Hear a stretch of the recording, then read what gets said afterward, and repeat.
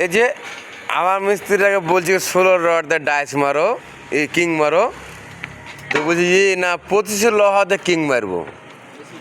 হ্যাঁ, 25 ডাইস দিয়ে কাজ করা মানে হালকার মধ্যে হবে, চাপনটা কম দিতে হবে, তাহলে লয় সঠিক হলেই হলো। বেশি এই যে 2 ইঞ্চিকে নেবে, খুব বেশি নেবে না। হয়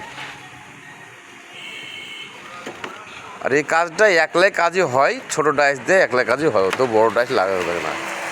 ওরে বাসে এটা এগুলো হবে না, হবে না, হবে না, হবে না, মেলায় ব্যান্ড হয়েছে, হবে না, হবে না, হবে না।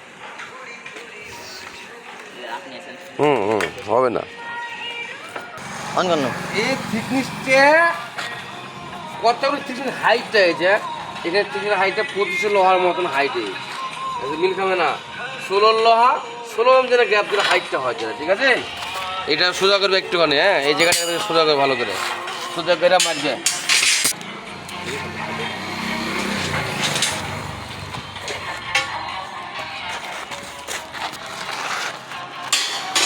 পঁচিশের লোহা দিয়ে কাজ করতে হবে। মামু হ্যাঁ মামু হিংছে এই 32 ইঞ্চি, এই হিংটা দেখি এটা 32 ইঞ্চি, টেপটা একটু খারাপ। বলেন হিংছে এখানে পুকুরে কে হেগলো এই ধরলাম, এই ভরলাম, ভরার পর 16 লোহাতে 16রই ডাইস লাগে, তাই লেখা কিংটা ভালো হয়।